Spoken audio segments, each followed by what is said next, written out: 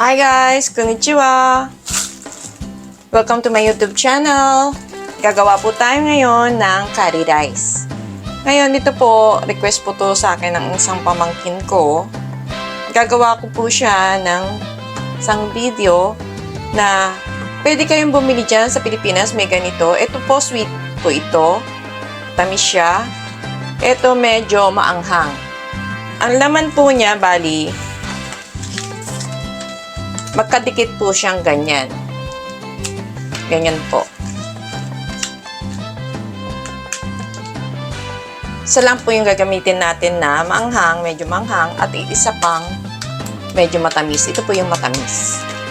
Ngayon, pag may natira po dyan sa ano nyo, lagay nyo lang po dito sa, balik nyo lang po dyan sa karton, at lagay nyo po dun sa door pocket ng inyong ref.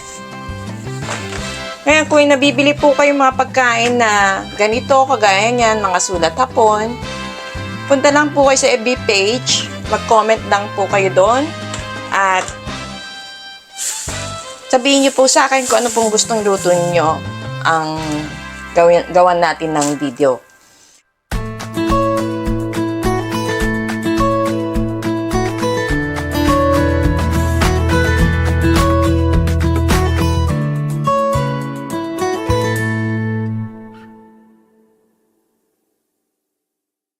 Ngayon po, dito sa ating beef curry po ang gagawin natin. Ito po, meron tayo ditong yung mga ginagamit na sa kaldereta, nilagang baka.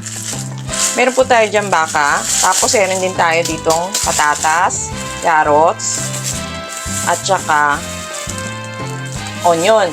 Kailangan din po natin ng 3 butil ng bawang, dahon ng laurel, konting toyo, at cooking oil. Ngayon po, dahil sa medyo kahol po tayo sa oras at late na po tayo nakatapos ng trabaho, ito pong ating bawang, ganito lang po. Ganyan lang po siya kaliliit.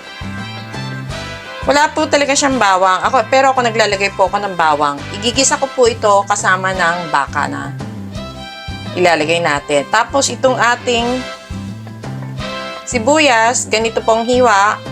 Itong ating patatas, ayan. Ganyan lang po, hiniwa ko lang sa gitna. At ang ating carrots, ayan. Lagay lang po tayo ng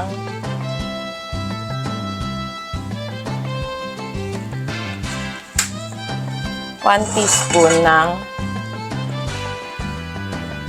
cooking oil. Kahit anong cooking oil meron kayo dyan, lagay nyo po. Noon, unahin po natin itong ating sibuyas. So, habang nagigisa po tayo,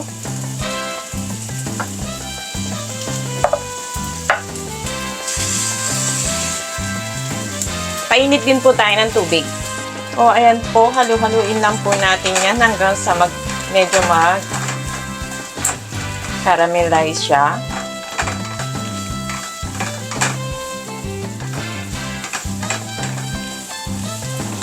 Low medium heat lang po tayo. Ito po yung magdadagdag ng sarap sa ating curry rice na beef. Tsaga-tsaga lang po ang pagligisa dito dahil medyo matagal po ito bago siya mag-caramelize. Ngayon, kung may microwave oven po kayo, pwede din po yun. Kaya lang, ilang beses po isasalang. Ako ito, gagawin ko na lang po sa frying pan. Pero mas madali po sa microwave. Para dun sa mga walang microwave, dito ako sa ating kawali. Yan, halu-haluin nyo lang po yan. Ang pasarap po kasi yan. Ayan, medyo iba na po yung kulay ng ating onion. Isa pa po natin siya ng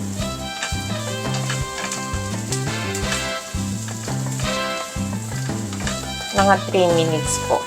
Ulit na po tayo dito. para hindi masunog.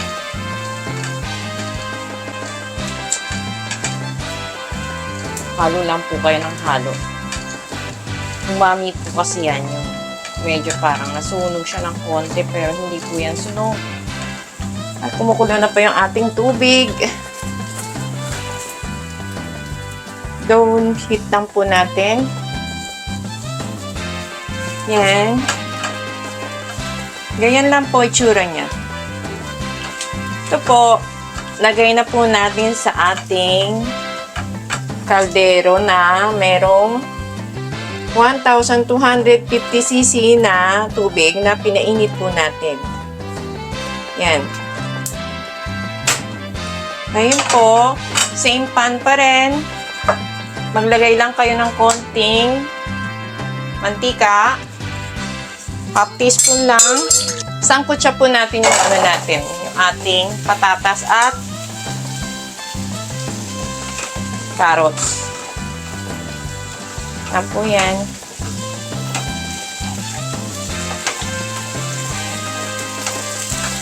Totoo lang, kahit hindi nyo po igisa, okay lang naman po.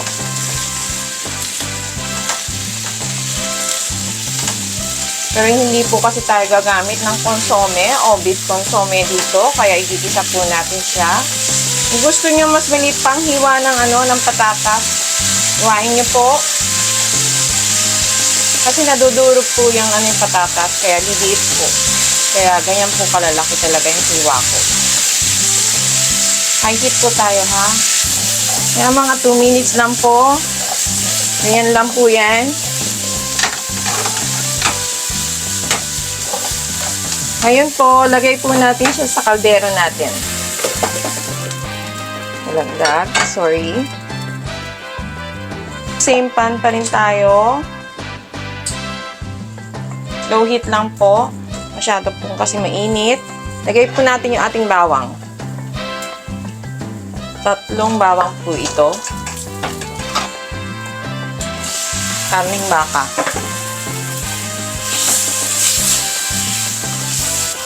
$500 grams po ang kailangan ninyo dito. Pero ito wala sa 500 grams kasi po wala po ako nabiling block. At mamaya dadagdagan ko na lang po. Ito lang po ipapakita ko sa inyo.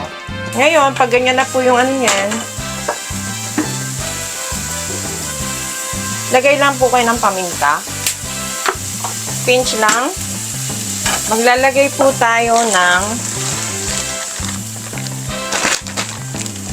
1 tablespoon lang na flour ang lalagay po natin.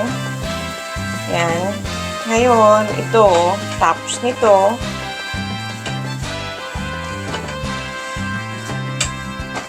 lagay na po natin siya sa ating kaldero.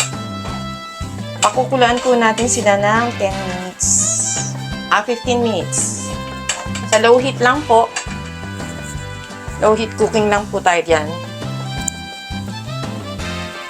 Yan. O, ayan na po yan. Takpan lang po natin at pakuluan po natin siya ng 15 minutes. Sa low heat lang po.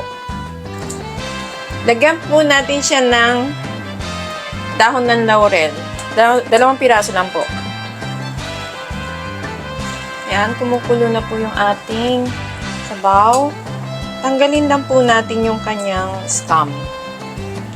Yung kanyang mga ayan. Yung kanyang aku. Dito sa Japan, tawag po niyan aku. Aku tori niya. Tanggalin lang po yan. Ayan. Takpan uli. Ngayon po, habang pinapakuluan po natin yung ating karne at gulay, ito pong curry roots natin, labas lang po natin siyang ganyan. Tapos, para madali po siyang matunaw mamaya, ganyanin lang po natin yan. Ganyanin nyo lang po yan. Ito, ilalagay natin to last na po. Pagluto na lahat yung ating karne at gulay. Kung seafood po ang gagamitin nyo, sandaling oras lang po. Kasi titigas po yung ating pusit at kung ano-ano pa, kung anong lalagay ninyo. Pwedeng hipon, pwedeng pusit, pwede din siya ng may clam. Bahala po kayo kung anong gusto ninyong lagay na seafood. Pero kung karne po ang gagamitin nyo, baboy o kaya baka, medyo matagal po yung pagpapakulo sa kanya. Yan, ganyan lang po yan. Para hindi madumihan yung inyong chopping board, maglalagay po kayo ng cooking sheet o kahit anong meron po kayo dyan na, kasi nagkukulay po ito eh. Magkukulay po yan sa inyong mga chopping board. Yan, kaya nilagyan ko po siya ng cooking sheet. Yan, ganyan lang po itsura niyan. Patayin lang po natin sandali yung ating kalan. Yan. Malambot na po yung ating mga gulay. Lagay po natin yung ating curry roux.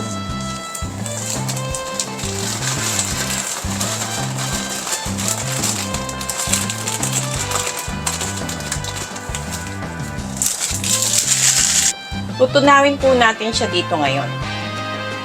Yung iba naglalagay ng honey.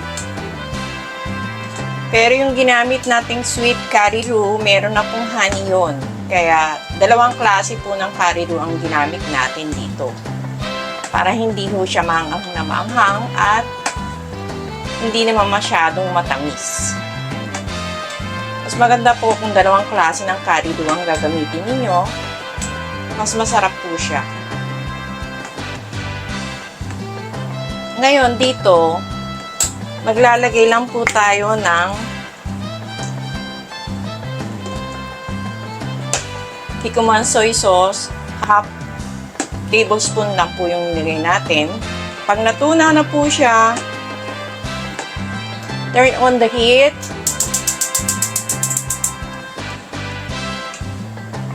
Low heat lang po tayo, 10 minutes. Yan, 10 minutes lang po. Haluin lang ng haluin yan ng ganyan. Ngayon lang po yan, 10 minutes. Napapagod po kayo, magpapalit po kayo sa pamilya nyo para maghalo, anak ninyo, asawa ninyo. Kung sino man po yun nandyan sa bahay. Yan. Yan lang po yan. Ito, nagtatagal to sa fridge ng 3 araw. Ito pong ginawa natin, pwede tayong gumawa ng mga 12. Dito sa Japan, 12 servings po ito. Depende po sa inyo kung paano po kayo maglagay ng nito. Pero, ang anak ko po kasi, masyado maglagay, hindi po siya aabot ng 12 servings. 10 minutes na po tayo. Turn off na yung heat. Gawa na po ang ating beef curry. Ganyan po siya kalapot. Hindi ko po yan nilagyan ng slurry Ganyan po siya talaga pag naluto. Lagay na po natin siya sa plate. So, ayan na po. Lagay na natin sa plate yung ating rice. Maglalagay po tayo ng pampatanggal ng umay. Ito po yung lakyo. Yung lakyo, ano po yan? Yung pickled scallion. Tapos yung isa po, supujinske. Ito naman yung sliced vegetables na pickled in soy sauce. Optional lang po yan. Kung wala po kayo makita dyan sa Pilipinas o sa inyong lugar, kahit wala po, okay lang.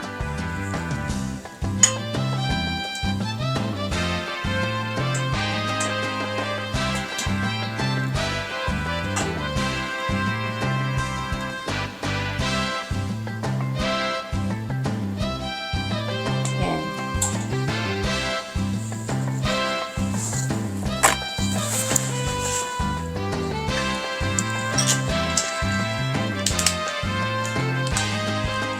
lagyan po natin siya nito. Gitna lang.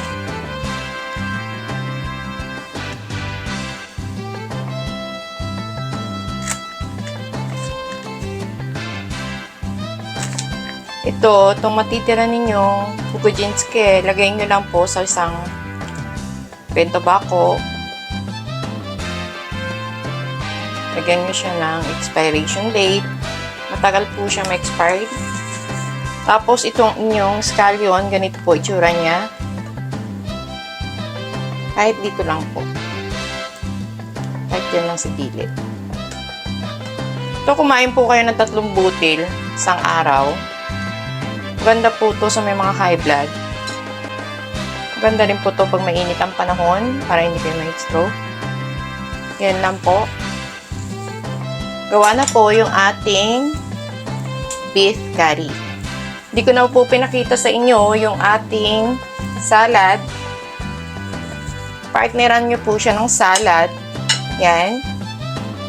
Ngayon, yung ginawa nating dressing, meron po tayo dyan sa sa description box. Lalagay naman po natin yung Thousand Island natin na dressing at yung ating sesame dressing na salad dressing.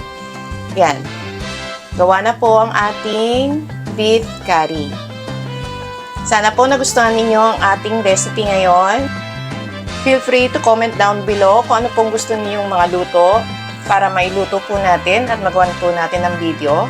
So, paki-like, paki-subscribe, at paki-pindot nyo na rin po yung notification bell, at paki-share. At sana po makatulong to sa inyo. At maraming salamat po sa lahat ng nanonood lagi at nag-subscribe.